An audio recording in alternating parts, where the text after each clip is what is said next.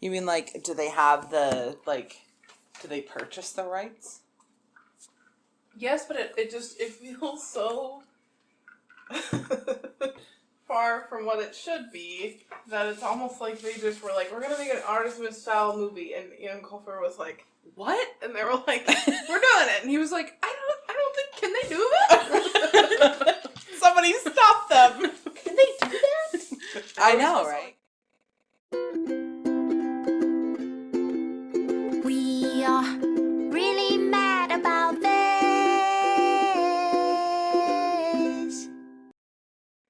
Introduce ourselves? Well, I kind of wanted to try and see how organic we could be, because I didn't want it to be all super awkward, but we can. And we can always... Go ahead, Who's Emily. going to be subject to that? If it's going to be organic, it's going to be awkward. Because we're awkward. Yeah. Got it. My name's Emily. My name's Emily also. My name's Emily also too as well. Is it illegal to lie on a podcast? I don't think so. I'll check with our lawyers that we can't afford. Why would you lie? Oh, you mean about your name? Yes. Oh, okay. I was like, what are you going to lie about? I love the movie. Oh, get out! Get out! That's Shelby. That's Katie. That's very clear. Oh, yeah, I God. thought so. So, yeah, I mean, just to clarify, there are at least 7 Artemis Fowl. I think there's 8 Artemis Fowl books. Wow. I have read at least 6. I can't remember if I read the 7th one. One of them was about, like, time travel, which you know is not a thing that I do. And then there was another one about, like, multiple personalities. And I was like, I don't think I can do this in all good conscience. So, yeah. But I've read most of the Artemis Fowl books. What about you guys? I've read none of them at all because I don't read. Emily's all, I've never read a book. I've never read more than 3 words. Has written like over 230,000 words worth of fan fiction. Never read 3 words. I read the first book. Based on that movie, I didn't read any of the books. I don't remember any of that. Didn't you read the first book like a while back? Yes, it's been at least 10 years. I have only read the first book and no other books. Good. All right. What we're not going to do is sit here and talk about how everything is different from the book. Okay. Because I think that would be fun for no one. Also, I think it would be faster to say what was in the book. Yes, that is the other thing. Is that almost none of it was from the book. So... And like, what if we want to read it? Because we do have it. Okay, so does that mean you don't want me to spoil things? I mean, I just need to know, because if you want me to not spoil things, then I will not spoil things. Will that make everything a lot harder? There is so much for me to talk about. Every single thing in the world has been spoiled for me, so I'm not really that opposed to it. That's the thing. Who have either of you... I mean, I think this is just going to be a lot of questions. I'm going to ask a lot of questions. First off, have either of you ever met someone other than me who has read these books or is interested in any of this? Absolutely No. not. Okay. I've never heard All a right. single other person utter the word Artemis Fowl. Oh, yeah. By the way, the movie we're discussing is Artemis Fowl. So my question is, who is this for? Who is it for? I don't have an answer for that. Because if it's for fans of the book, you fucking failed. I'm just going to say it. You fucking failed. No fan of the book is going to be like, yeah, that was fine. It was all right. Even if they don't care about the plot, even if they don't care about characterization, like, it's just, okay. So then, if it's not for fans of the book, it must be for, Disney's regular target audience? like, children. Like, is it, okay, so it's just money then. It's not like, oh, we think you'll like the book if you watch this movie and like this movie. That cannot be the case, because that is nothing. I mean, I can't even imagine, like, being a 12-year-old, watching that movie, and then being like, I'm going to read these books, and picking up the book, and it's, like, nothing like the movie. But anyway, I don't know who this audience, like, it's just money grab. And what's ironic about that is that, so this movie was supposed to come out last year, I think, and then it got pushed to this year, and then coronavirus took shit on everyone's faces, and so it went to Disney Plus, so they probably I mean, are they even going to make it back? I don't know exactly how that. I mean, Yeah, I don't know. I mean, it's like a push to get people to get Disney Plus. That's true. Like, I mean, if we hadn't gotten it, you said you were gonna get it. Yeah, because I need to see this movie. See the movie. Yeah. Which, I don't know how, like, accurate that is for, like, other people, seeing as I've never met another person who knows what the book series is. But, like, there has to be people, right? He made 7 books, like, there had to be someone reading those books. That's the thing, is that it does have a pretty big, I would say, like, cult following. Like, there are people who really like these books. Have I ever met another one? No. But I'm sure they exist somewhere. But they didn't like this movie. I guarantee it. I mean, if they did, I don't know what to tell you. I've never read the books and I didn't like this movie. So that was my next question. Having not read the books, having not that to compare it to, just as a movie, how did you feel about the movie? Was it fun? Was it enjoyable? At no point did I understand the central plot. I never knew what was going on. The acting was bad. The acting was really bad. The writing was bad. Yes. Yeah, I agree. At no point did I understand what Artemis's motivation was or what his plan was. Or how he was supposed to be appealing to me. Why am I rooting for this shithead little kid who doesn't emote? Yeah. Here's another question. I feel like I can answer this myself, but also, I mean, was there ever a moment in this movie where you understood that Artemis was a genius? They tell us he's a genius, literally with narration, but did he do anything that was... He sat at a computer and, like, chicken pecked. He did do that, you're right. And he would look like he was, like, scanning pictures of fairies, but I don't know why. Like, what does that tell them about fairies? To scan these drawings. He had all those Lego sculptures in his room. He seemed very well read about fairies, but that doesn't make you a genius. Yeah. I mean, Josh fucking Dad told us that he cloned a goat. Right, that's what I'm saying. Like, yeah, they definitely told us that he was a genius, but... In no way did they show us.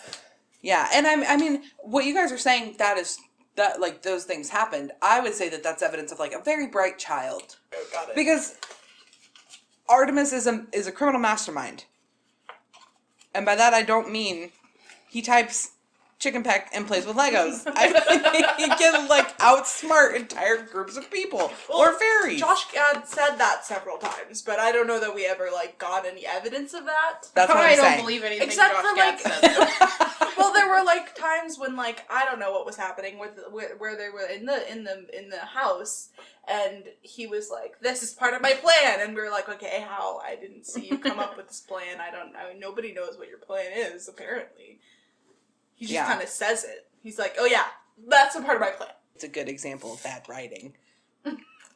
Maybe we could talk about the that whole later. movie's a good example of bad writing. What was the question? Oh, did you like the movie? Did you enjoy watching that? No, I didn't. I didn't. I was really confused, and the pacing felt bizarre. There were these really bizarre extended action scenes that were 100% CGI. There was the only thing that I can say, at this point, the only thing that I can think of that I really liked was, I kind of like the depiction of the fairy underground world, and I like the combination of, like, traditionally, like, European fairy creatures, like a mythos, and sci-fi, but I know that that's part of the book. Like, I know that that's like, what the book is, the gimmick is of the book, so it's kind of like, I can't really give them credit for that.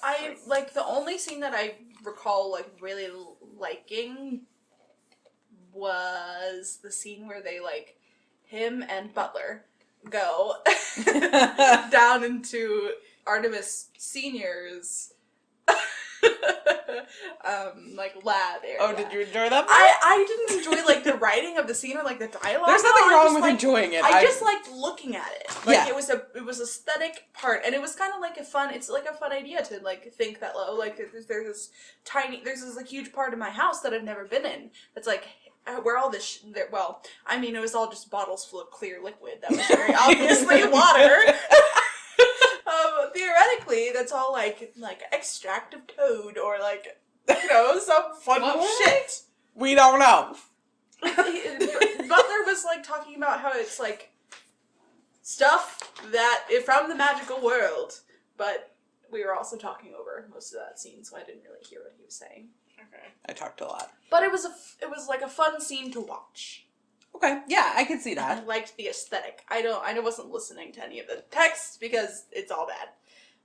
But It is definitely an iconic scene in, like, young adult or children's movies of, like, entering another world.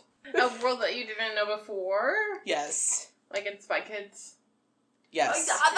Wait, can we talk about that? Because like, it was basically just What we're like... asking you to do is talk about it. No, I want to talk about specifically, like, it's Spy Kids.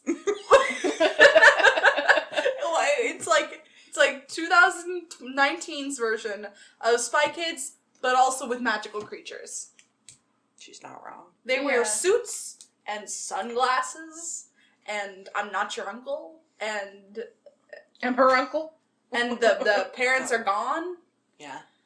and there's just a bunch of kids, and they're supposed to be super smart, but it's worse than Spy Kids. It's it's so much worse. Spy Kids is a good movie. Yeah. It's supposed to be Spy Kids.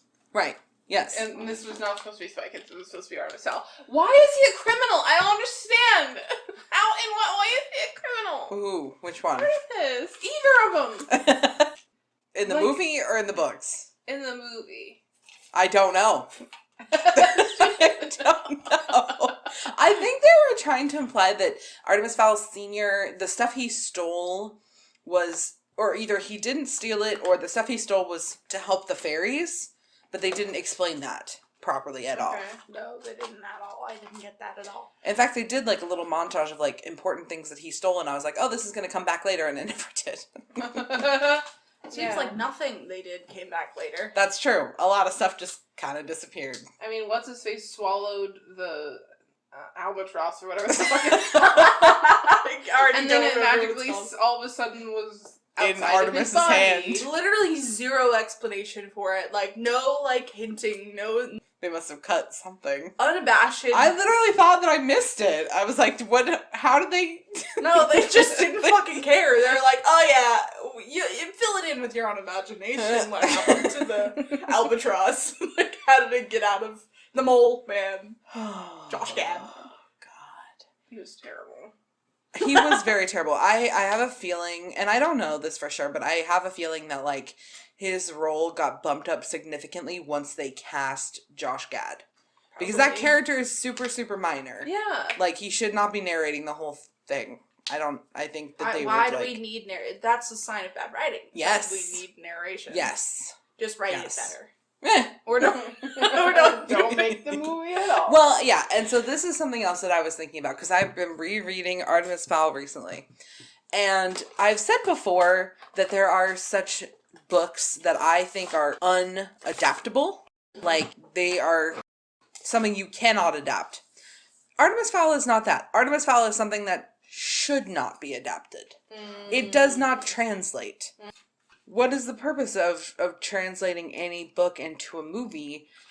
And, like, what do you gain and what do you lose? It's kind of like Hunger Games in the sense that the point of Hunger Games is that you're in Katniss's head. And you lose that when you go to film. Thank you for your input, Emily. And Artemis Fowl is similar in that, but it's not in anyone's head. It's the narration. The narration is very sassy and very funny. It's a very funny series. Wow. And you completely lose that. I had no idea. Yeah. Because Josh Gad's not funny, but also because it doesn't translate. It doesn't translate to film. Yeah, it also doesn't seem like, I don't know, like they had to do so much work to make it Irish in the way that we think. Like, short of having an actual leprechaun do a jig, like they made it as Irish as possible for Americans to consume, which to me is basically like them trying to make this Irish sci-fi story from the early 2000s relevant to whoever their audience was. Like, I think that it's kind of a niche story, and it's not necessarily like a Disney thing. I see what you're saying. It definitely, and especially when we talk about, like, structure, it is not, none of the first 3 books fit a traditional 3-act structure, like, big Hollywood style movie. Like they're very good and they're very intense, but they don't translate well in that way at all. I gather that because at no point did I felt when we got to the end is when I realized that we were past the beginning. I was like, yeah, this is getting his dad back with like the albatross finding that. That's the exposition. That's the beginning, but I was wrong. Shelby asked 3 times, "Is this the end?" I was so confused. And So was I! It did kind of like continue. It kept ending. Like it kept being like, okay, there's more now. Yeah. I don't know if they keep going.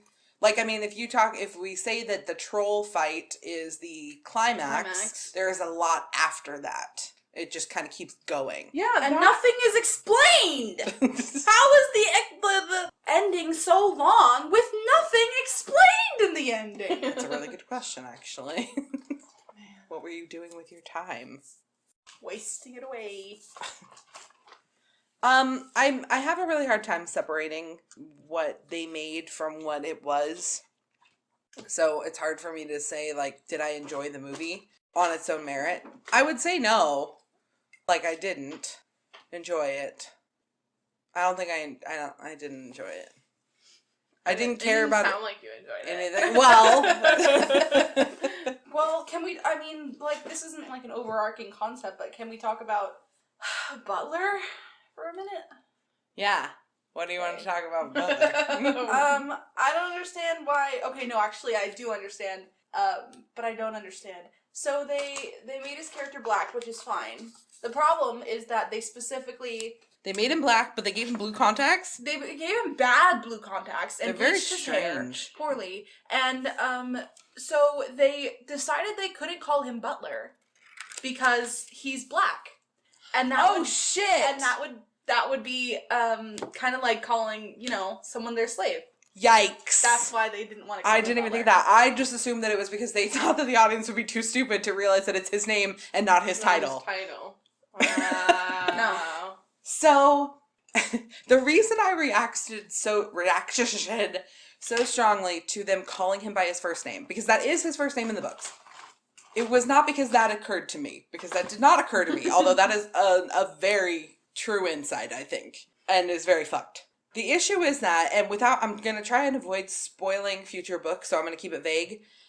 So Butler is not just like a bodyguard who trained for stuff. He is supposed to be from this very specific school of bodyguards that his sister also attends, who is also not 12. She's supposed to be 16, but whatever. But that was his niece. Oh, right. It's supposed to be whatever. It doesn't matter. So he's from the specific school that trains bodyguards, and one of the rules is you don't tell your principal what your first name is. Nobody knows what his first name is except for his sister. God. Right? But not just that. Artemis does find out what his first name is, but it is extremely emotionally important when he finds out. Wow. And so instead they were like, Who fucking cares? just call him by his my first name. Like, God. just throw that out the window. Which, on the scale of like things that they fucked up, is probably really small, but it's one of the details that's like, oh, they clearly didn't care. It feels important. Yeah, they just didn't care. Just like for me with like Peta's leg, like it's Yeah. not really that important theoretically, but it feels important. Yeah, and they it's just another sign that they just didn't care. They were like, fuck it, who cares? Yeah, Just call it by his first name. There is adapting. You good?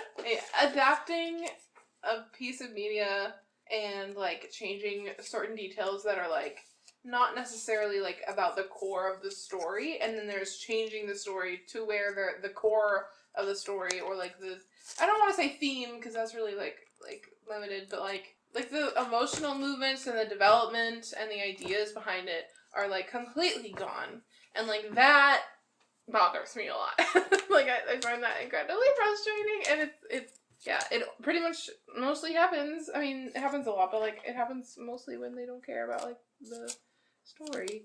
So it's very frustrating. Yeah. I was trying to think, like, I spent a good amount of this movie trying to think of a metaphor, and I never really quite figured out how to explain it.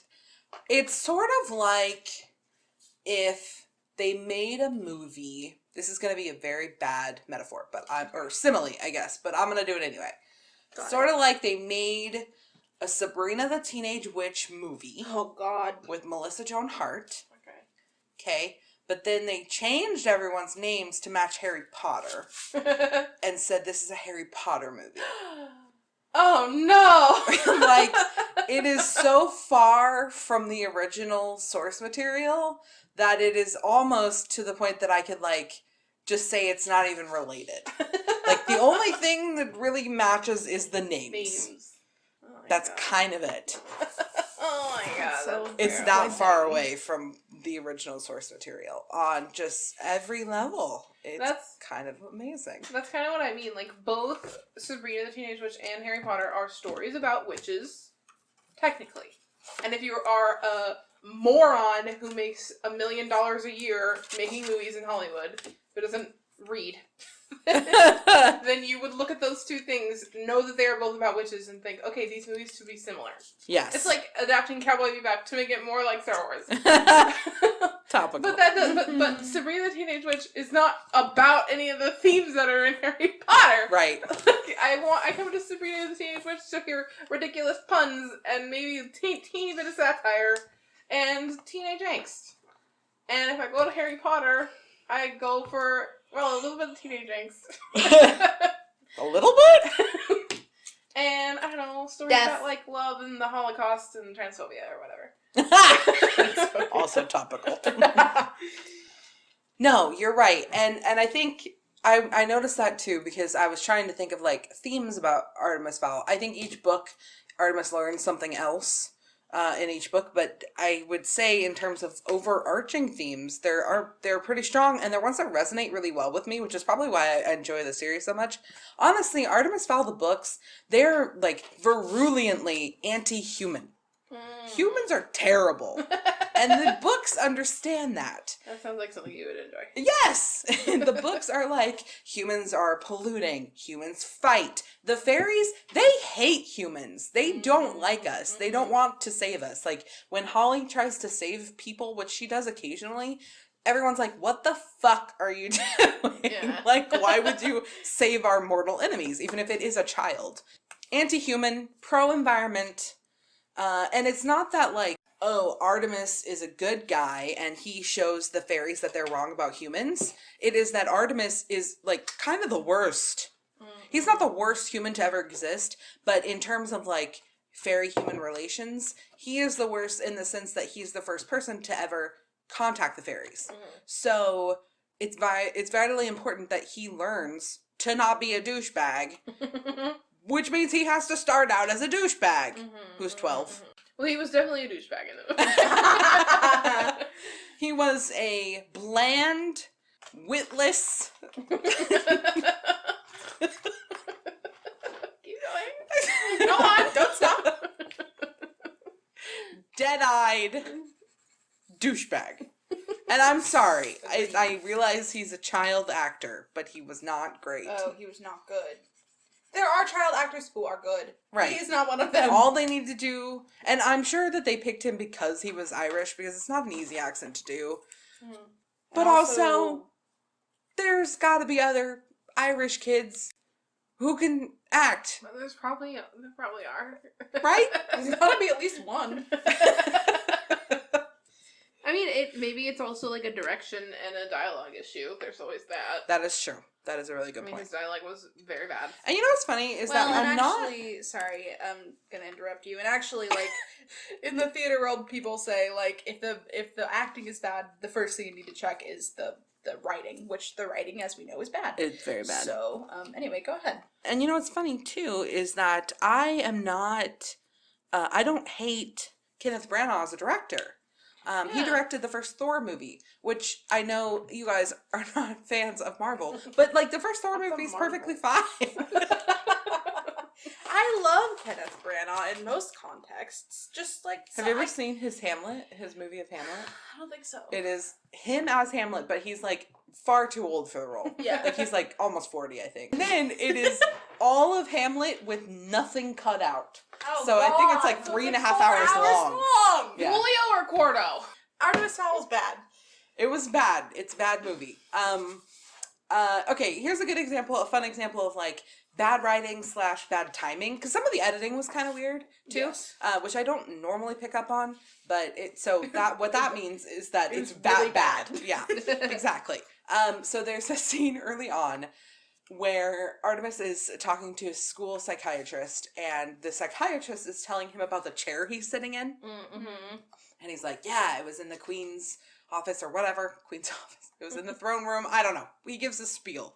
Okay, and then conversation shifts, and you're like, what the fuck did I just listen to this old guy talk about his chair for 5 fucking minutes? Because he went on. It wasn't like, oh, nice chair. It was like, okay, keeps This going is on my and on very and on and fancy on. chair. It's very important. Yes. Chair raised me Listen from to- childhood. And then, child. out of nowhere, the conversation shifts. They start talking about Artemis. And also, mind you, this is like the first time in the movie that Artemis is really speaking. Like, he may have said like a word or two, but this is the first chance we get to see him as a genius in action. And so they talk about Artemis, and it's not until, I don't know, another like minute goes by that Artemis is like, actually, your chair's fake. And it also went by very quickly. Like, I don't know if it was just me, but I could barely hear him, and I knew what he was going to say. So... Yeah, I caught it, but it was kind of like weird timing. That's what I'm saying. Sorry, go ahead. I got it, but I was like, why does him knowing how chairs should be upholstered at different years make him a genius? He's not a genius, he's just very well read on the way chairs are upholstered, and depending on the century. There was a huge difference between being a genius and being very well read. We would know. We're super geniuses. We are neither. So the thing is that moment is in the books, but it is paced properly. And it doesn't necessarily prove that he's a genius, but it does show his character. So in the book, right, exactly. In the book, the guy is like talking about his chair, and then immediately Artemis says, "Oh, I didn't know they let fakes in to the royal court." And he's like, "A fake?" And then Artemis is like, "Yeah." And then he points out why it's fake, and he's doing it to disarm the guy, but it's also like that's just how he is. He's just smug. Like everyone else is stupid. I mean, compared to him, everyone else is stupid, and he lets them know it. And then the psychiatrist comes in and says, "You don't respect anyone," which is also true. And that's something he has to learn. But the point being, I don't know why they went with the direction that they did of like, it's like a brick joke, but in this case, the length between the punchline and the setup makes it less funny instead of more funny. I was like, why did it take him so long to figure out that the chair was a fake? He says he's all smart. He claims to be a genius, but it took him a full fucking 5 minutes to figure out that this chair was fake. Like, it was really weird. So in the context of, that's so weird that is one scene from the book that they decided to do To add some degree of accuracy in the book. I feel like there was another one, but I'll try and think of it. Go ahead. That is really weird. In the book, I can see how that reveals his character, and I can see that being within the context of the entire book where there was actual characterization, what purpose it would serve, and why it would be like, no, he's not just really good at chairs. Like, Really it shows good other at things about him chairs. if it was contextualized in the book. But in the movie, I was like, to have this be the moment where you took 5 minutes out of my time to do an exposition scene and show me the character of this child, and And this is what we get. I thought you just really liked furniture. Did not translate. I didn't get it at all. I don't know. And you know, I'm not good at paying attention. I'm really to movies. passionate about furniture. Furniture. Furniture. It's like Layers. it's like redneck but British. That's Cockney. Also, speaking of furniture, Emily made a really good. This is totally off topic. We're gonna get back to it. Emily made a really good point about that fucking couch. Why is there? It was a cow. A couch. Get out! I just saw that right now. Cow Ouch. Who designed that? Why? For what purpose? Fire them right now. Murder them. That didn't work. Meow. That couch was hideous. Anyway, I see what you're saying. It didn't translate. It did not at all. I was like, ooh, I'm so excited for him to be a genius. That's not what I got. And I didn't get it. I was really confused. All right, so as far as pacing goes, so part of the problem is that this movie is the first 2 books, sort of. Okay. Which I remember, again, for context, I read this book in 2001, so it was 19 years ago. So I've been waiting for this movie for 19 years. That's so sad. Yeah, it is pretty sad.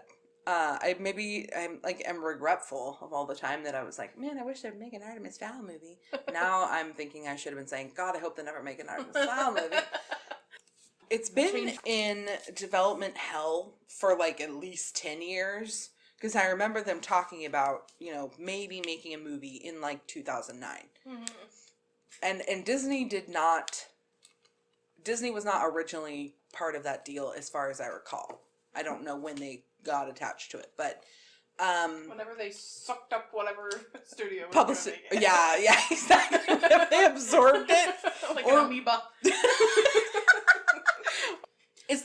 It's 2 books in one, but it's not in the same way that Lemony Snicket is, where it's like first book, second book, third book, but then that also comes around to the end of the first book. It is kind of like that. It is, so everything up until Holly goes to fight the troll, everything up to that is from book 2. Oh. So the scene with the chair is from book 2. Oh my god! What the fuck? Yeah, see, that is the kind of characterization you do after you already have a whole ass book about a character. Not in the first 5 minutes. And then, everything after Holly gets to the troll is book 1. Mm-hmm. So they never even came back to book 2. They just were like, let's take all the characterization from book 2 and then leave the whole fucking audience hanging. Yes, yeah. And I can kind of see how it would be difficult to make one, hour and a half long movie about the first book only, just because it is very simple in plot, and even, locations. Pretty much the whole thing takes place at Fowl Manor. But I don't know.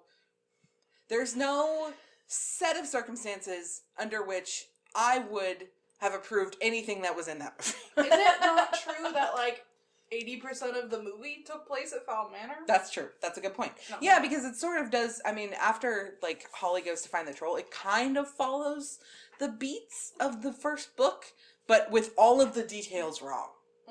All of the details. That is something that I did not like. I think for a book it would be fine to have an entire plot be in a house. That's fine. But for a movie like that is why I was so confused about the end. I was like, we haven't left the house. Where are we going? Be the end. It was really confusing. Yeah, well, and in terms of how they saved Artemis Sr. and all that, it kind of felt like first off, it definitely felt like a lot of changes were made in post. And we know that there was issues because it was supposed to come out last year and never did. So something happened. And also, someone watched it and they were like, this is terrible. So they made it worse? I remember when I watched the trailer, there was a scene that didn't make it into this cut that was from the first book. So there was definitely more from the first book that they probably cut out. And I don't remember where I was going with this. But anyway, bad movie. Movie bad. Bad movie. I mean, if they wanted to do if they wanted to do anything right, I mean, they could have done the plot of the first one, have it be simple, but used a lot of their time to do a lot of exposition about the different worlds, and about establishing that Artemis is a genius and not just really fond of chairs. And explaining more about the world, because I sort of vaguely remember there being more detail about the magical world and how it's different from the expectations that you would have about fairies, and I think that's really interesting, and I think they could have incorporated more of that in. Yeah, and I will agree with you, Shell, that my favorite part of the movie, hands down, was seeing Haven and like their interpretation of Haven. Especially because it was actually really beautiful. Whenever I imagine it, I always just think of like sort of like a Legend of Zelda fire temple, but without fire, more rocks. More rocks? That's terrible. Yes. I mean, it's in the middle of the earth, right? Yeah, like, it's not... And Holly talks about how it kind of sucks. Like, there's no sun. There's no, like, weather. You know, it sucks living there, right? And that's part of why they hate humans, because they have to live there. So that's another thing. I mean, in terms of, like, things that they didn't do correctly, humans don't know about the fairy people. That's what makes Artemis so special, is that he's the first person to figure it out. And... Other than, oh wait, you mean like Artemis Senior? No, Artemis. No, Artemis Senior doesn't know anything. Oh yeah, he's not even in the first book. Okay, and also the mom's not dead. That's a Disney thing. They were like, oh, Walt would have wanted to kill her. She's Under dead. no circumstances will I write a personality for a woman, especially one who's not a love interest. Oh my god. I found it kind of weird that Holly, to me, she seemed very, like, Holly was played like a child almost. Yeah. And I find that really strange and also really infuriating, because I really love Holly, and she's supposed to be a cop. Like, I know we're not wild about cops right now or ever, but she's a fairy cop. I mean, their weapons don't kill, so. Which, like, in real life, yeah, they do act like children, but in fiction, you don't expect cops to act like children. Right. You know what? Oh, that's what I was going to say. The thing that this movie got the most accurate was the goblins. Wow. With the fireballs. Oh. It's like, yeah, that's pretty much the goblins from the book. You got one thing right, Kenneth Branagh. And that was that. Oh, and then they also used the swear word from the book, which I thought was kind of funny. Which one's that? Darvit. It's like, and then there's this funny line. It's almost on the level of Lemony Snicket in terms of like the narrator has his own voice, and so he says something like, there's no point in translating that word because it would have to be censored. So, I mean, that's just like a tiny sliver of the amount of humor that is in these books that didn't get anywhere on that fucking movie. I love in that Lemony movie. Snicket. I want to read that book. Those I books. did not laugh. 13 of them. Yeah, I mean, we laughed at our own jokes, but I didn't laugh at anything in the movie. I laughed twice. One of them, I can't remember what it was. I think it might have been something Josh Gad did, but I don't remember what it was. The other one God. I laughed at, and I felt bad. Like, I feel dirty for laughing at it. It was the part where he's like, most humans are afraid of gluten. Oh, yeah. I was like, ha! And then I was like, ugh, I wish I hadn't laughed at that. Those topical jokes are just the fucking worst. I was trying to say this, we were talking about Addams Family last night. I'm sorry, not Addams Family, Beetlejuice, the musical. And like a lot of like more modern Broadway shows have just a lot of like topical humor in them.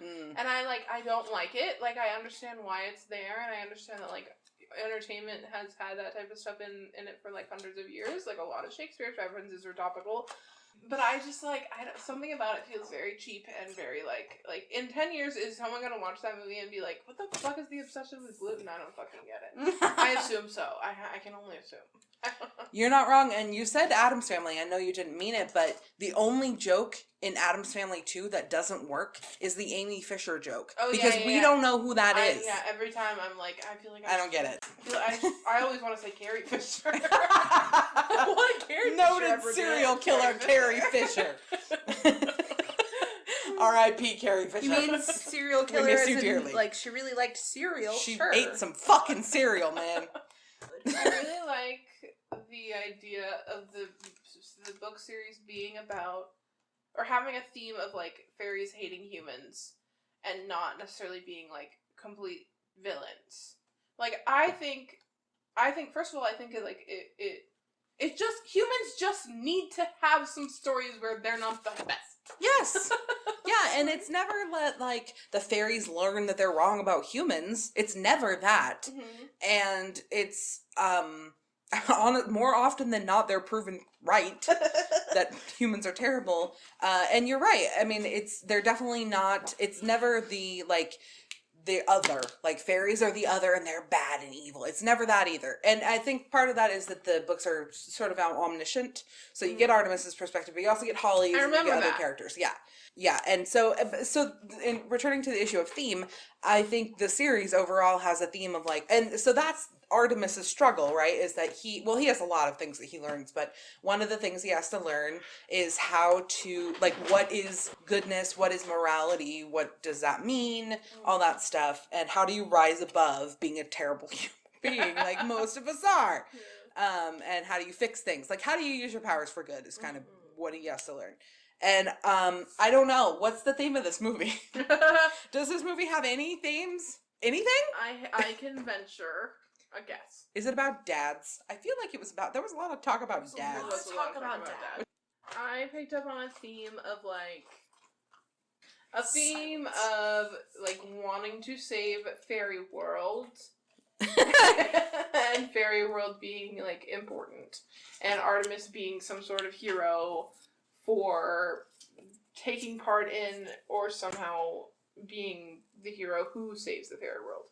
There's a part where they're talking about the albatross or whatever the fuck it is, and they're like, this is so important to fairy world, and then at the end Judi Dench has that speech about how this world it's worthwhile to protect. But Wait, I don't even remember that. It was one of the several endings. But this is Clue. Is that the end? No part of the plot, to me, in my brain, and I'm not that good at watching movies, I admit, but you got a butt and you got eyes. I'm just not very good eyes. Good at paying attention to this type of stuff. But no other part of the plot really supported that for me. I was like, what are they doing to save the fairy world? What does the albatross do? They didn't even use it to save the fairy world. They used it to get his dad back. But they never explained what the albatross does. It gets your dad back. They're it moves between worlds. Yeah, how does that get my dad back? They said it creates portals, so I guess they just opened. All she did was say that spell, and it opened a portal to. There wasn't a portal. They just he just appeared, and he wasn't a rock anymore. Oh. Would you like me to explain the albatross? Yes, I want you to explain the albatross. Okay, good. I'm glad that you asked because I can't. Because it is not in the books Really? at all. Oh my It god! has. There's no wonder it doesn't make any fucking sense. Nothing. The poem that she says, and I was like, oh, that's something that's from the book. That is okay, so I don't know how deep into the Artemis Fowl lore we really want to get. Fairies don't have endless amounts of magic. They have to replenish their magic. Never would have known that. They have to replenish their magic, and the way that they do that is kind of stupid, but they have to find an acorn and then bury the acorn somewhere else. Like a squirrel. Yes, exactly like a squirrel. And it can't just be any acorn. It has to be from a specific tree near us. There's specifications. It has to be a specific age. The tree has to be a specific age, and it has to be near a river or something. And they have to talk to the tree, and they're like, "Hey, bud, how old?" They just have you? it mapped basically, okay. And so that tree that they're talking about where a fairy always appears, and that scene where she goes there to the thing with her dad, none of that's in the book. I mean, the stuff about her dad is not in the book. Okay. In the book she goes to that spot because she has to replenish her magic, but she's running around with no magic, which is very bad. Mm-hmm. So she wants to be a good police officer, but she's also not a great police officer. Mm-hmm. She has to learn how to be a good police officer. They have to replenish their magic. That poem that she says at the end of the movie, that is the magic poem, basically. And that's, yeah. I don't know what the thing was. There is a somewhat of an equivalent, sort of similar thing in book 3, but it's something that Artemis built out of fairy technology, and it's just it's basically an iPhone, but really, really powerful. And then he has to get it back, and then I think it gets destroyed. Jacked iPhone. Exactly. It is an iPhone that lifts. Do you even It's lift? named Keith. Oh, what a name. So yeah, none of that was in the book, so I had no idea. what was going on. Cool. Also, yeah, so his dad doesn't know anything about fairies. Nobody knows anything about fairies, except then Artemis figures it out. His dad does get kidnapped in book 2. Well, he's been kidnapped, but it's by the Russian mob. And it has nothing to do with fairies. Well, how did you know the name of the masked cloaked fairy? Because, okay, so the guy who was in prison, that got released from prison and then disappeared at the end of the movie, he is in the books. For some reason, has some amount of power. Nobody cares that he's been released from prison. And they started listening to him, but then they just stopped listening to him. For no reason. And he just let them, and then he disappeared. Anyway. So he is in the books. He's in book 1. He gets disgraced in book 1. He comes back in book 2 for revenge. And in book 2, he works with Opal. And without spoiling anything, she survives book 2 and may or may not come back later. And she is also a genius, but she's a fairy. She's a pixie. So I was like, this is clearly Opal. I don't know who else it would be. Although it is very weird that they had like a voice modulator on her and we never saw her face. I was like, is this going to be Holly's dad? Like, why is she a secret? Holly's dad. Are you Holly's dad? I mean, yeah, I didn't understand why her identity was a secret when, like, we wouldn't know who she is. This is the first fucking movie. Like, I definitely don't know who she is. I will never know who she is because if there is, by some Disney magic, a sequel, I will not be watching it. Except maybe to make fun of it. yeah, I mean, yeah. It felt like the type of movie that you make for a little kid because you know they're not going to ask any questions about the plot. And I say that with all of the rudeness in the world. Like, And I mean it. Yeah. It definitely reminded me of, like, you know, a lot of it seems like this movie came out, like, maybe 5 years too late. Yeah. Like, it should have come out around the time that, like, Spiderwick came out. Remember that one? Yeah, oh my god. It's very similar to that. It's, like, CG, fairy creatures, and literally- bad adaptation. Literally Spiderwick mixed with Spy Kids. Yes. Spiderwick. Spiderwick kids. Spiderwick kids. I hate that. I mean, it's really bad. The time stop didn't make any sense. Yeah. Why did it stop all the humans in the first time they used the time stop? And the troll. And the troll. And in the second time, with zero explanation at all, it stopped nothing? Except for a guy in a boat. The waves. Yes. I don't know why. Makes no sense. But it stopped the waves outside of did you notice that? The wave was outside of the time stop. Oh, shit. It was just right, You're right. next to it. That makes no fucking sense. No fucking sense. I didn't like it. I kind of like the amount of Judi Dench with Really? her as Commander Root. Yeah, like it was like fine, you know, like it was. All I could think about was old Deuteronomy, honestly. Yeah. Like, her performance is basically the same as all the movies. I'm like, Yeah, you're right. bruh. You're right. Who's I your mean- agent? Fire your agent, dude. Although fairies are portrayed as, like, protagonists, they also do have issues in their society, one of them being, like, sexism. And I can Which, see... like, where's that in the movie? I don't know. Right, No exactly. idea. And I can kind of see why they maybe didn't want to go that route. They maybe thought it would be too dated for humans. Is it now? But, like, yeah, I don't know. Or maybe they were just like, yeah, Judi Dench should be in this. Who can she play? I don't know. How about this old guy? All right, in that case, Holly is not the only female recon officer because there's another one. So... Yeah, that would have been kind of cool. It's interesting to, it's interesting to see that dynamic.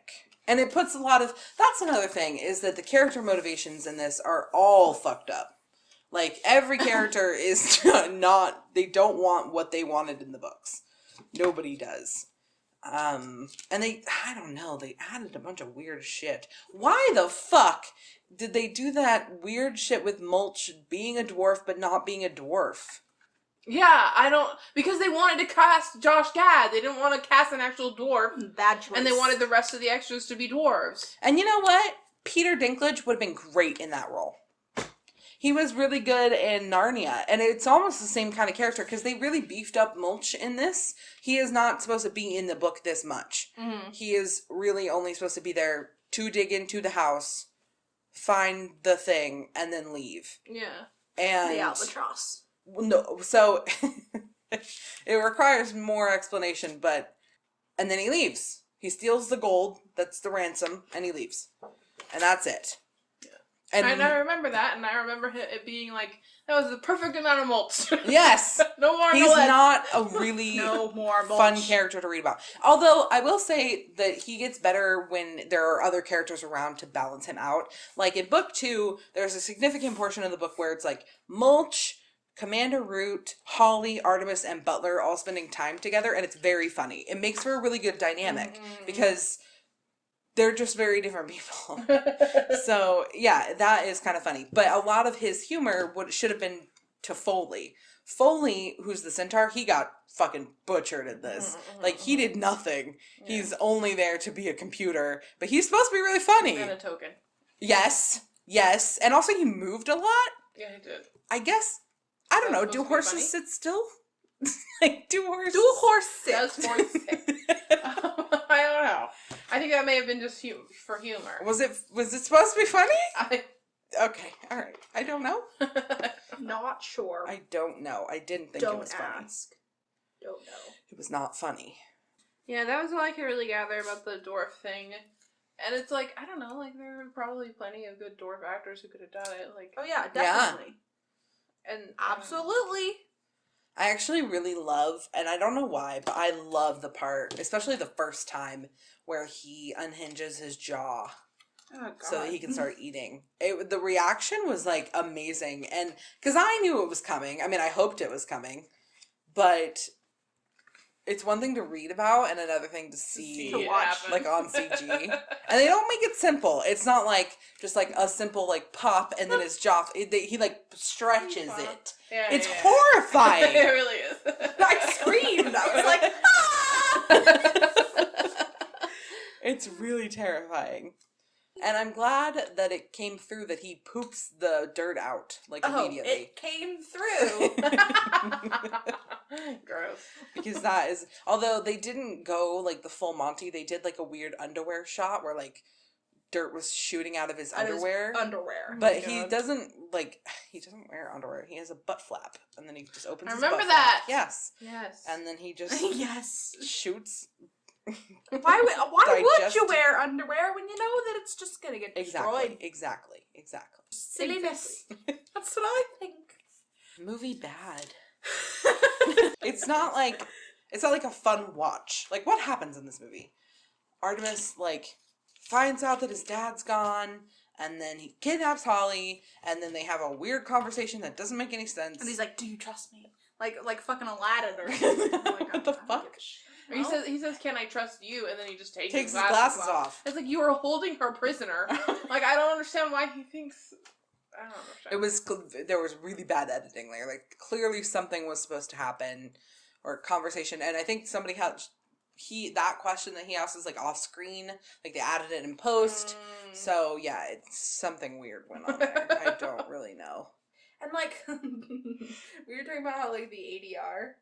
Yeah. And, like, the ADR itself wasn't that bad when we first noticed it, when he was, like, screaming. That was the bad acting, when he was, like, screaming about something on the beach like he was trying to talk over the wind, but he wasn't emoting at all because he's a 12-year-old Irish boy with no acting skills. But then the other ADR was bad. Because, like, what's her name was, like, in the cage, and she was yelling at him, and she was speaking, and her mouth stopped moving after she had stopped speaking. Oh, yeah. Yeah, there was a lot of, like, some technical stuff that was also an issue. The effects. Some of them were okay. Yeah, and you know, some of them were bad. I don't have enough knowledge or movie watching experience to really judge those types of things. So, like, my viewing, when I view it, I'm almost never judging it. I'm just thinking about the amount. And for me, that is a huge turnoff. I'm always like, did I seriously pay this amount of money? Which in this case is none. Well, it's $7 a month. We also use that money to watch Kim Possible. That is our Kim Possible money. Our Kim Possible budget.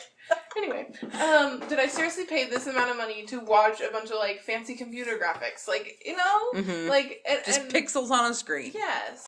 Like, it looks like when Windows Media Player used to make those, like, fancy, like, decorations when they were playing music that go with the beat of the music. Do you know what I'm talking about? No. Oh, okay. Are you talking about a screensaver? Oh wait, no, I do know what you're talking about. Yeah, It would be yeah. like abstract spirals. Yeah. It's like Fantasia, but on your PC. And it was entertaining for about 20 seconds. And so like, that what am always I bothers watching? me. What am I looking at here? And it's very obvious, and it's very, like, I don't know, I don't think that that's the future of movies. Apparently, nobody agrees with you. That's an unpopular opinion. Yeah. I hate it. I think that if you're gonna do live action, then do live action. And I think if you're gonna do animated, then do 2D animation. Agreed. Do something that requires any amount of actual skill. Or talent. Then they would have to pay people. That's true. Shots fired! Yeah, I think, I don't know if this is worse than Inkheart, which I had long touted as the worst adaptation I've ever seen. I mean, in terms of just, like, purely things that they fucked up, it has more of them. But I think the thing with Inkheart was the betrayal. Because you go, like, in this, from, like, almost the first frame, Shit. like, it starts with Mulch giving an interview to I was so MI6. confused by that. So at that point, you're like, okay, I'm out of here. Like, I'm done with that.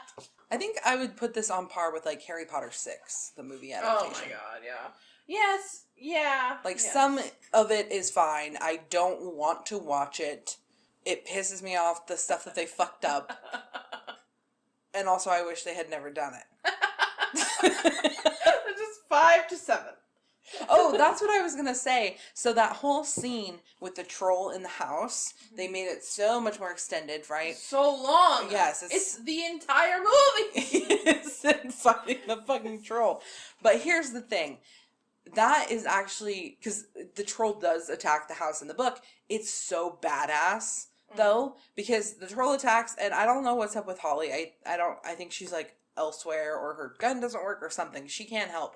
Butler puts on a suit of fucking medieval armor and takes the troll on one-on-one and kills it. Oh my god. Fucking kills it. Would that not be so sick? They did him so dirty. They did Butler They so did him dirty. so That's the dirty. other Like, thing. what was that stupid ass fucking joke at the end? Sorry, I like just came back in by dissociation. Like, just pop back up. Pop back up to interrupt. That like stupid ass joke at the very end where they like we had our like gay ship hug and then he was like, I'm not gonna cry. Like, why Yeah. not just fucking cry, dog? They did Butler extremely dirty. Butler is like, he's one of my favorite characters in this. I mean, I like all the characters, to be honest, but he's one of my favorites. He's very, I can't describe it. He's super determined, for one thing. And he's also like, he's kind of like in a hard spot because he's supposed to be taking care of Artemis. He was literally there the day that Artemis walked out of the womb. Walked. He walked. He broke dance. Break danced. He's a Or it was genius. like, actually, this hospital bed is from 1984. He was Yeah. comedic relief, but like not funny No. in a lot of ways. And the way Artemis talked to him was like kind of condescending. Like I didn't get a relationship that was like caretaker and child. Even if Artemis is like a genius, like that's still different than what they did, which was like buddy. Like just Yeah, my buddy. buddy who I boss around. Buddy. Oh god, don't even get me started on the writing. I can't even like. Buddy. I can't believe that they had Artemis Fowl say the word buddy. Yeah. What Buddy. the fuck, buddy? And just No, like the Irish poem thing, like. Oh my god. And what did she say when she said like some Irish bullshit? Judy Dench, when she showed up with the time thing, she walked out of the ship and she was like, Yeah, top it was of a the really morn. bad one-liner. Top of the morn. Oh my god. It's just so bad. Oh, and then when the fairy read the script, she was like angry. Oh. Not happy. Oh, yeah, Not yeah. happy. I can't remember what I was gonna say. They did Butler dirty. Yeah, I mean they really did. He needed way more screen time. You were right about the relationship between him and Artemis because that's something that this movie did not do very well at all. I mean, they just killed the mom. She's not dead. In fact, I feel like you guys would really enjoy reading about. Well, maybe not enjoy. Enjoy is not the right word. Artemis's mom is mentally ill, and a big part of the first book is that. I mean, not a big part, but like he is trying to help her. And she is losing her shit. And so, it's relatable. Yeah, that's a way better story. Right. And then in book 2, he has to save his dad who was kidnapped by the Russian mob. So, in that sense, and his dad had been missing for 2 years, and his mom was nuts the whole time. And so... Oh boy. Yeah, so in terms of, like, parent figures, Butler is his parent figure. So there is, he is technically an employee, but also he is like they're too close in the sense that they make each other's jobs like difficult. Like it's not a sexual thing. It's just like we're like family and we're supposed to be a little bit more removed so that we can be detached. Yeah, exactly. So yeah, you're right about that. And they did a really shitty job with this. He's a nanny. And when I walked The nanny. when I walked out and then I came back and Artemis said something to his dad, like, I want you to be there or something like that. I want to believe in you or something. Yeah, and I was like, what the fuck does that mean? This dad really pays a lot of attention to you. Yeah. Like, he spends a lot of time with you. What is your fucking problem? Yeah, they were talking about, like, you walked away, they were talking about, like, that Artemis's dad just, like, runs off and leaves a lot. Yeah. I guess. But he seemed in all of the, He's around. clips that he was very much involved I in your life. Yeah, I didn't, I also still don't really understand why he was leaving at all. Yeah, where was he supposed to be going? And they never said. They didn't explain anything. Anything they could opt not to explain, they didn't. And even things that they probably should definitely have explained, they didn't. Holly's dad stole the albatross from the fairies because he knew that somebody bad wanted it, and he gave it to a human who put it in his closet and left it there? How long has it been gone? When did Holly's dad die? And why are they accusing Artemis Fowl Sr., is that his name? Yes. Of stealing things? I think I actually don't know. Because in the books, he is a criminal. It's a criminal family. Okay, like, that's what they do. Uh-huh. Well, they tried to get that right, at least. Yeah, I don't know. Was he a criminal or was he not a criminal? The dad? Yeah. Did he not steal all that shit? I don't know, did he? Well, there was no evidence of it in the house, and he put the albatross in the house, so if he had stolen all the other shit, where the fuck did he put it? In the ocean? Oh man, I forgot about the part where Mulch's beard, like... But it's tips not his his beard! It came out of his ears and his nostrils! his hair, like... Why do they think that shit is funny? Anyway, what he can do is, like, put a hair into a lock, then pull the hair out, and then twist it like a key. So that's kind of what they were going for, I guess. Okay. But he is, like, a master safe breaker. Like, he can just, like, listen to the safe and mess with it and open it. Oh, I wish they would have said something like that. Yeah, instead, they had him looking at it with non-X-ray vision. Just, like, warbled, like, a fish eye vision. They made it worse. Not better. Can you see worse now? Yes. Well, we did it right. Oh boy. Yeah, I just feel like nothing was explained. I didn't understand anything, and I don't think it was my fault. Sometimes it's my fault. I don't think it was my fault. I still don't really understand what Artemis was doing at any point. At all, ever. Or why he was I mean, I understood that he wanted his dad back and he wanted people to not call his dad a criminal. But why? But then at the end he calls himself a criminal mastermind. So that was very confusing. Yeah, there was no development to his, like, acceptance of the fact that him and his father are criminal. He just was like, yeah, I'm a criminal. He just put on a suit and sunglasses. He's like, a spy kid! That's character development, baby! This kid, like, there was no point where I was like, oh yeah, he's definitely a genius. You know what I mean? In the first book, Artemis manages to kidnap an elf, extort a metric ton of gold from the fairies. He gives part of it back because he heals his mom. And then he gets away from the fairies with his memory intact, and they have to walk away. And that, like, he is, at 12, he's smart enough to figure out how to do that. That sounds like a criminal mastermind. I mean, if you think about a criminal in terms of, like, someone who has a need and is going to do whatever it takes to fulfill the need, then that sounds like a criminal mastermind. Yeah. Final thoughts? That guy. Which guy?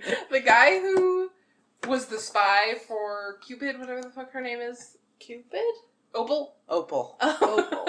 Cupid? The guy who was the spy for Opal, that was hilarious to me, and I know it wasn't supposed to be a joke. But she's like, "You're a spy now. You work for me, but you're gonna do reconnaissance on these people." And so the first thing he does is to walk up to Judy Dench, the commander of the operation, and say, "I'm a spy." He's like, "I'm watching you." She's like, you know what? Fuck you. And I thought that was really funny, and so good job, guys. I especially like that he just completely disappears. Like, he's like, "You're not gonna do that thing," and then That's some literally other the guy. last time we see him. Yeah, and some other guy's like, "Do the thing," and they're like, "Okay, we're gonna do it, I guess," and that's it. He never gone. comes back. And like, what? Just like, what was the motivation for Butler's death? Like, what is that about? Like, literally, just why? Like, what did that achieve at all? I don't know. That's a really good question. We already knew that she could heal people. Yeah. It's not like some sort of revelation. Yeah, we saw it. Like, they made a point to show it to and us. he wasn't on screen enough for any of us to actually care at all about Butler. Also, he wasn't, like, they didn't give his death time to, like... To sink in. Yeah. Or matter at all. Right. Because it was an hour and 30 minutes, and they tried to pull 2 books into an hour and 30 minutes of just straight shit. Yeah, I don't know what the purpose of that is. It's not like there was no, like, emotional catharsis. There was no moment, like, where this taught anyone anything. I'm kind of like a blubber baby. Like, I kind of cry at everything, and I was just sitting there like, why is this happening? I don't know. Yeah, it was a plot cul-de-sac. Like, it doesn't do anything. I feel like often when we have conversations about movies after the end, like with It Part 2, a lot of what we don't like is stylistic. And that is totally valid. Like, that's what art is. This is making stylistic choices in order to create something. But at this point, it seems like all of our questions are just completely like, what? Plot Who was related. motivated to do what, and what did they do? Because we don't know. Bad movie. I don't think I would have ever expected this when I was making my own YouTube videos in 2009 and talking about how I thought, who I thought should play which character. Who would you cast in 2009? Okay, so I think I said, like, a common fan cast was what the fuck is that kid's name? The kid from The Good Doctor. I know you guys don't really watch TV, but you know that kid? The kid from Spiderwick. That kid. That's Freddie Highmore? Freddie Highmore, yes, thank you. People were saying Freddie Highmore, and I was like, no, I don't want Freddie Highmore to be Artemis. I don't remember if I said a person. The only other name I can remember was the fawn from Narnia. I wanted to be Foley the centaur. Yeah. I mean, That would have worked. Nowadays, I don't know. Emily went on a rant. Was it this year or last year? My entire life has been one long rant. And she said something to the effect of movies are bad. Oh, something to the... That was what the rant was about. Said, the film industry was a mistake. And I'm kind of starting to come Make it really to that clear. side. I fucking hate movies. I just hate them. I like ones that are done very well, but they're almost so always like few of independent. them. Yeah. If they're if they're studio films, they're not going to be something I enjoy 9 times out of 10. Films are just the trash heap of entertainment now. It's Pretty just much. the money grab trash heap shithole of entertainment. Nowadays, if I was going to make... first off, I wouldn't make Artemis Fowl into a movie because, again, I don't think it translates well. I think the joy is in reading it. But if I had to, I would not want to put almost any celebrities in it. Because I think that is like that's a thing that people do now. It's like actors aren't even really actors anymore. They're all like products. So it's like, oh, who's in that? Oh, this person's in that. And you're not watching for the movie. You're watching to see that person. It's like everybody's Nick Cage all of a sudden. What the fuck?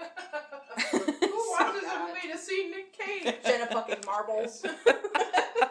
Let's not trash talk Jenna Marbles. I might have to edit that out. Bless our queen.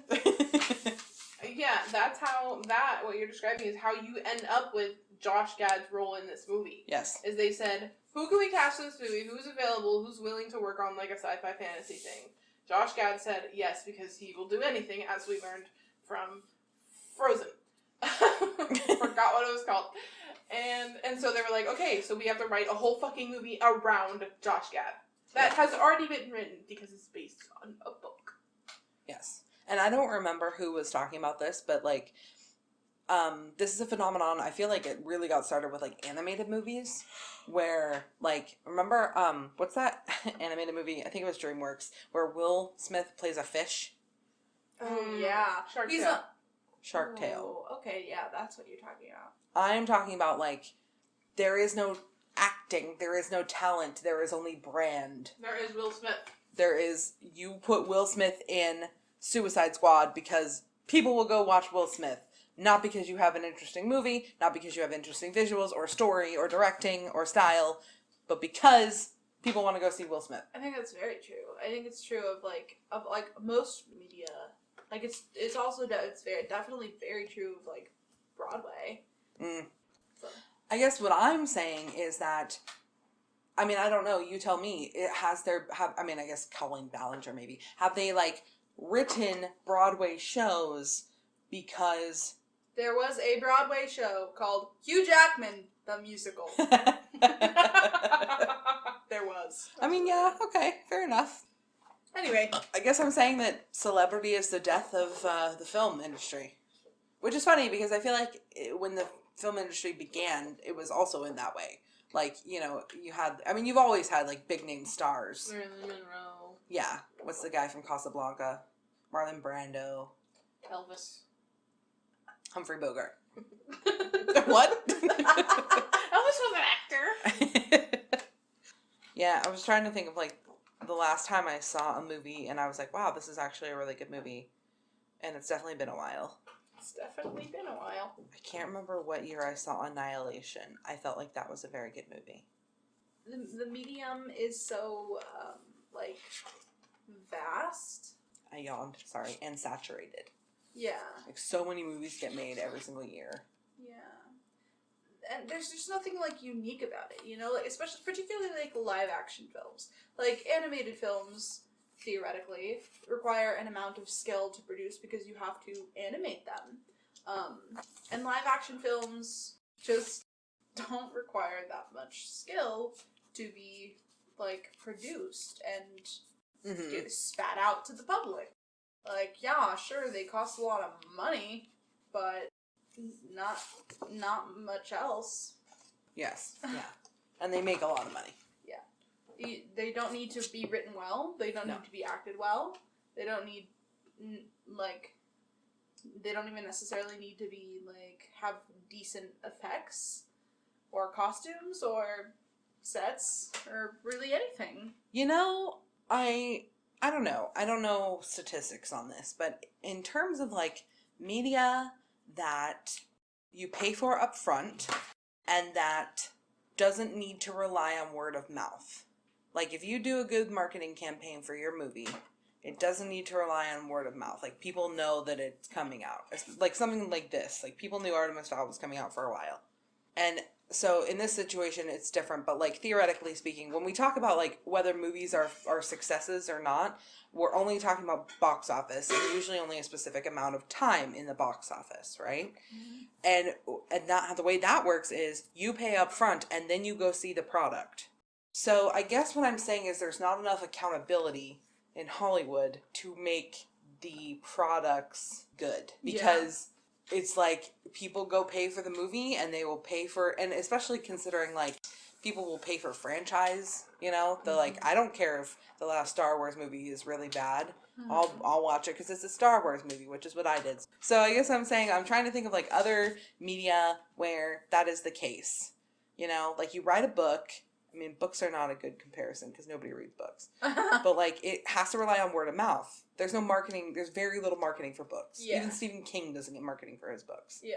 So it has to rely on word of mouth. So if it's bad, you're not going to get word of mouth unless it's really bad.